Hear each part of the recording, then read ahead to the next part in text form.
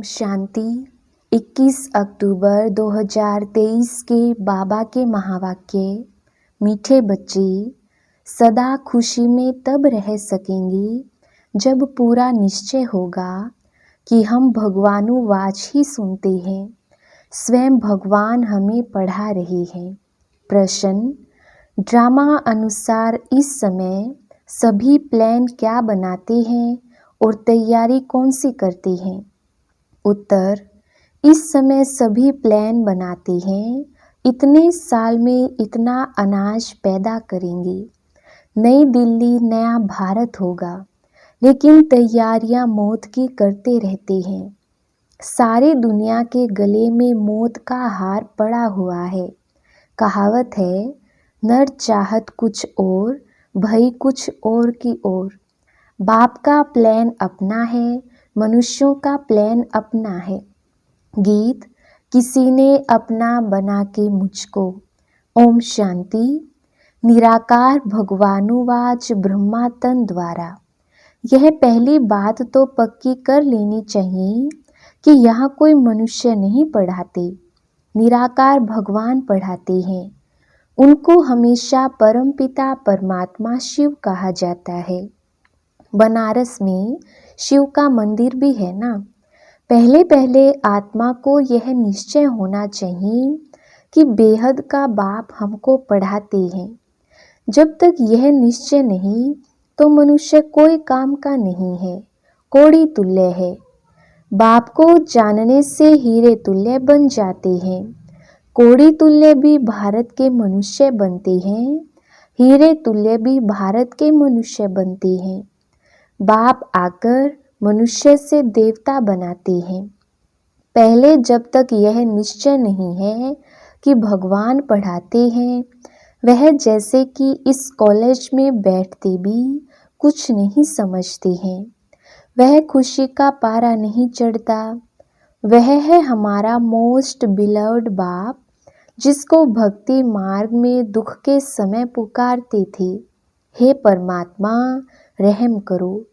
यह आत्मा कहती है, मनुष्य तो समझते नहीं कि लौकिक बाप होते हुए भी हम कौन से बाप को याद करते हैं। आत्मा मुख द्वारा कहती है, यह हमारा लौकिक बाप है, यह हमारा पारलौकिक बाप है। तुम अब देही अभिमानी बनी हो, बाकी मनुष्य हैं देह अभिमानी।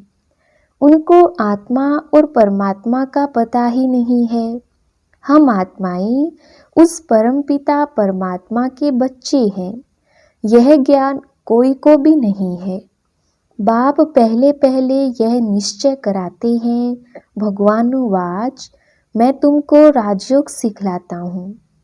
तुम देह सहित देह के जो भी संबंध हैं उनको भूल अपने को आत्मा निश्चय कर मुझ बाप को याद करो। कोई मनुष्य व कृष्ण आदि ऐसे कह ना सके। यह है ही झूठी माया, झूठी काया, झूठा सब संसार। एक भी सच्चा नहीं। सचखंड में फिर एक भी झूठा नहीं होता। यह लक्ष्मी नारायण सचखंड के मालिक थे, पूज्य थे। अभी भारतवासी धर्म भ्रष्ट कर्म भ्रष्ट बन पड़े हैं। इसलिए नाम ही है भ्रष्टाचारी भारत। श्रेष्ठाचारी भारत सतयुग में होता है। वहाँ सब सदैव मुस्कुराते हैं, कभी बीमार रोगी नहीं होते। यहाँ भल कहते हैं फलाना स्वर्ग पधारा, परंतु जानते कोई भी नहीं है। इस समय का राज्य भी मृग तृष्णा के समान है। एक हिरण की कहानी है ना। पानी समझ अंदर गया और दलदल में फंस गया। तो इस समय है दूबन का राज्य।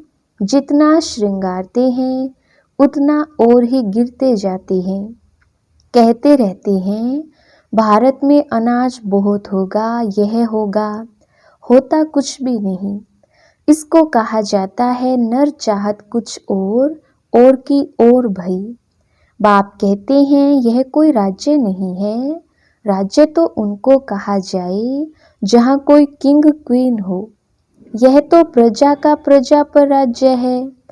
इरिलीजियस अनराइटियस राज्य है। भारत में तो आदि सनातन देवी देवताओं का राज्य था। अभी तो कितने धर्म भ्रष्ट कर्म भ्रष्ट बन गए हैं। ऐसा और कोई देश नहीं जो अपने धर्म को नहीं जानते हो। कहा भी जाता है रिलीजन इज माइट। देवताओं का तो सारे विश्व पर राज्य था, अभी तो बिल्कुल ही कंगाल है। कितनी बाहर से मदद ले रही हैं।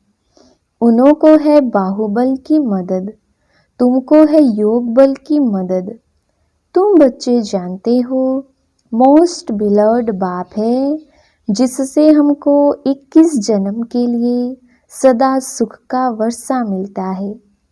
वहाँ कभी दुख की, रोने आदि की बात ही नहीं, कभी अकाली मृत्यु नहीं होती, ना तो आजकल के मुआफिक इकट्ठे 4-5 बच्चे पैदा करते हैं। एक तरफ देखो खाने के लिए नहीं है, कहते हैं बर्थ कंट्रोल करो, नर चाहत कुछ और, समझते हैं न्यू दिल्ली नया राज्य है, परंतु है कुछ भी नहीं। मौत सबके गले में पड़ा है, मौत की पूरी तैयारी कर रही हैं। बरोबर 5000 वर्ष पहले मुआफिक यह वही महाभारत लड़ाई है। बाप कहते हैं यह तो कोई राज्य नहीं है, यह मृग तृष्णा मिसल है। द्रौपदी का भी मिसाल है ना, तुम सब द्रौपदियाँ हो। बाप का तुमको फरमान है कि इन विकारों पर जीत पहनो।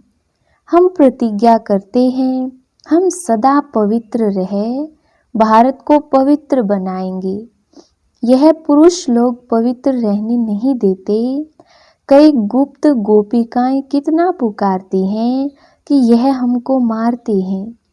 तुम जानते हो यह काम महाशत्रु तो मनुष्य को आदि मध्य अंत दुख देने वाला है। बाप कहते हैं इस पर तुम्हें जीत पानी है। गीता में भी है भगवानुवाच काम महाशत्रु है, परंतु मनुष्य समझते नहीं। बाप कहते हैं पवित्र बनो, तब तुम राजाओं का राजा बनेंगे। अब बताओ राजाओं का राजा बनना है या पतित बनना है? यह एक अंतिम जन्म बाप कहते हैं मेरे खातिर पवित्र बनो। अपवित्र दुनिया का विनाश, पवित्र दुनिया की स्थापना हो जाएगी। आधा कल्प तुमने विष पीते पीते इतना दुख देखा है, तुम एक जन्म यह नहीं छोड़ सकते हो। अब पुरानी दुनिया का विनाश और नई दुनिया की स्थापना हो रही है। इसमें जो पवित्र बनेंगे और बनाएंगे वही ऊंच पद पाएंगे। यह राजयोग है। तुम कहते हो हम ब्रह्मा कुमार कुमारियां हैं, तो बरोबर प्रजापिता ब्रह्मा की संतान भी हैं। ब्रह्मा शिव का बच्चा है, तुमको वर्षा देने वाला शिव है। यह इनकॉर्पोरियल गॉड फादरली यूनिवर्सिटी है। वह हेवन स्थापन करने वाला, वर्षा देने वाला शिव है। वही गॉड फादर ब्लिसफुल नॉलेजफुल बाप बैठ पढ़ाते हैं, परंतु जब देह अभिमान निकले तब बुद्धि में बैठे। तकदीर में नहीं है तो फिर धारणा नहीं होती। बरोबर जगत पिता के तुम बच्चे हो। ब्रह्मा कुमार कुमारियां राजयोग सीख रहे हैं। तुम्हारा ही यादगार खड़ा है, कितना अच्छा मंदिर है। उनका अर्थ तुम बच्चों के सिवाय कोई भी नहीं जानते। पूजा करते, माथा टेकते, सब पैसे गवा दिए। अभी बिल्कुल ही कोड़े तुल्य बन गए हैं, खाने के लिए अन्न नहीं। अब कहते हैं बच्चे कम पैदा करो। यह कोई मनुष्य की ताकत नहीं जो कह सके कि काम महाशत्रु है। यह तो जितना कहेंगी कम पैदा करो उतना ही जास्ती पैदा करेंगे। कोई की ताकत चल नहीं सकती। तुम बच्चों को पहले पहले यह बात समझानी है कि यह गॉड फादरली यूनिवर्सिटी है, भगवान एक है। यह एक ही चक्र है जो फिरता रहता है। यह समझने की बातें हैं। मित्र संबंधियों आदि को भी यह रूहानी यात्रा का राज समझाना है। जिस्मानी यात्रा तो जन्म जन्मांतर की, यह रूहानी यात्रा एक ही बार होती है। सबको वापस जाना है। कोई भी पतित यहाँ रहना नहीं है। अभी कयामत का समय है। इतने जो करोड़ों मनुष्य हैं, यह सब तो सतयुग में नहीं होंगे, वहाँ बहुत थोड़े होंगे। सबको वापस जाना है। बाप आए ही हैं ले जाने। जब तक यह नहीं समझते हैं, तब तक स्वीट होम और सुख धाम याद पड़ नहीं सकता। याद करना तो बहुत सहज है।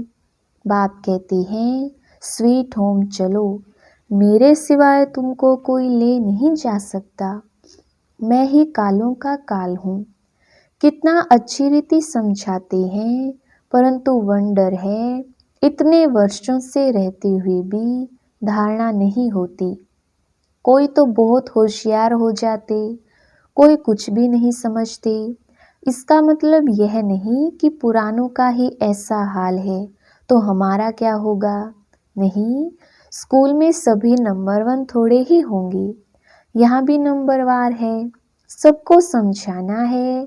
बेहद के बाप से वर्षा लेने का अभी समय है। 21 जन्म के लिए सदा सुख का वर्षा पाना है। कितने ब्रह्मा कुमार कुमारियां पुरुषार्थ कर रहे हैं, नंबरवार तो होते ही हैं। तुम जानते हो, पतित पावन एक ही बाप है, बाकी सब हैं पतित।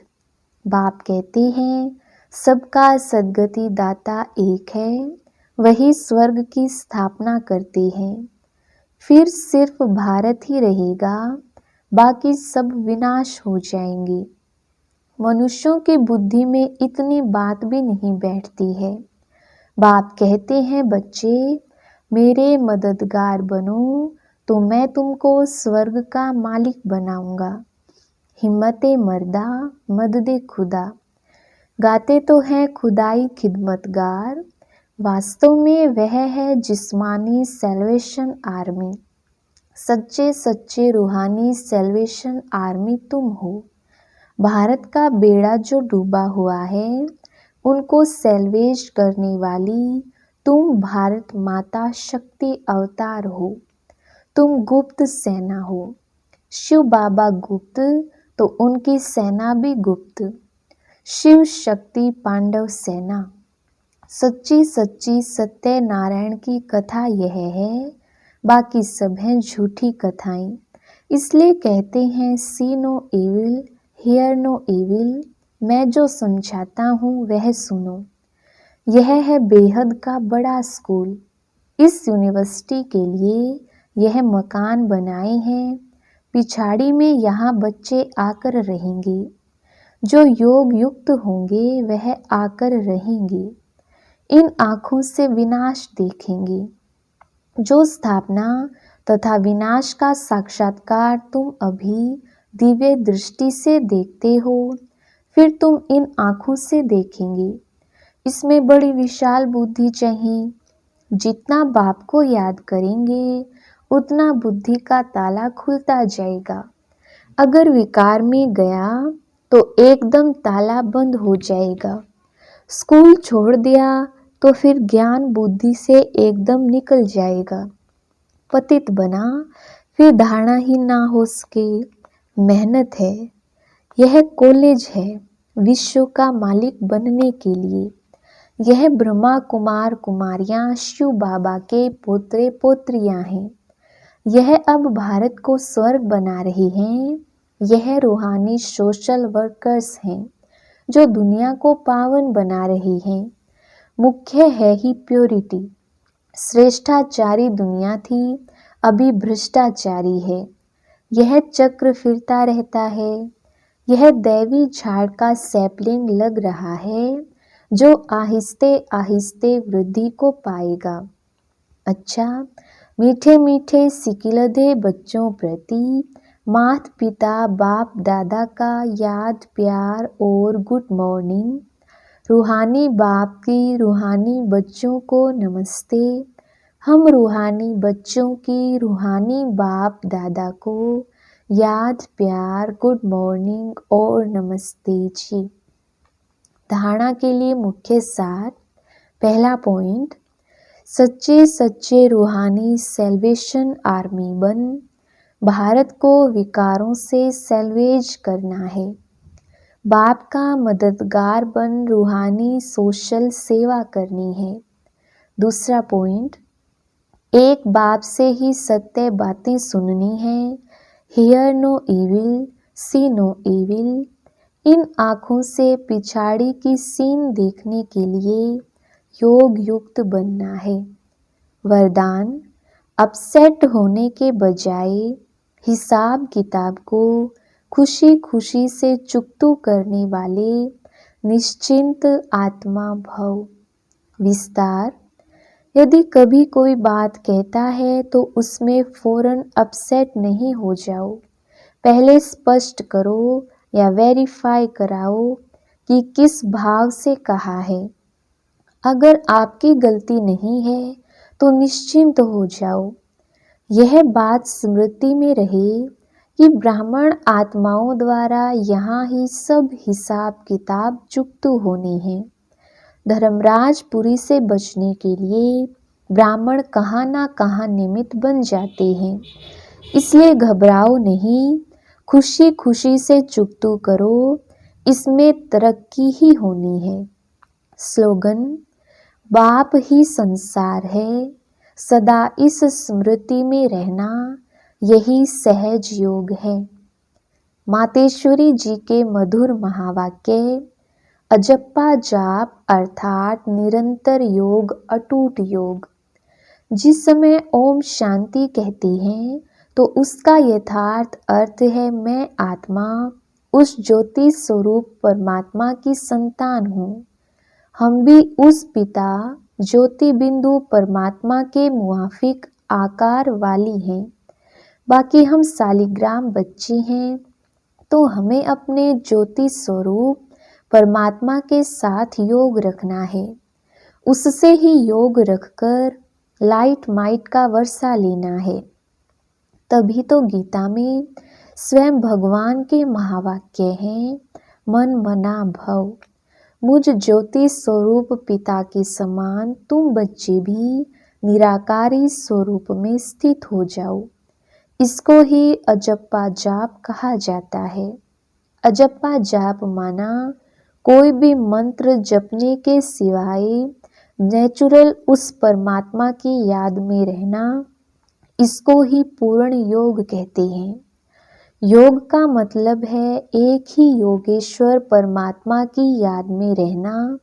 तो जो आत्माएं उस परमात्मा की याद में रहती हैं उन्हों को योगी अथवा योगिनियाँ कहा जाता है। जब उस योग अर्थात याद में निरंतर रहें तभी विकर्मों और पापों का बोझ नष्ट हो और आत्माएं पवित्र बने, जिससे फिर भविष्य जन्म में देवताई प्रालब्ध मिले। अब यह चाहिए नॉलेज, तभी योग पूरा लग सकता है। तो अपने को आत्मा समझ परमात्मा की याद में रहना, यह है सच्चा ज्ञान। इस योग से ही योग लगता है। अच्छा, ओम शांति।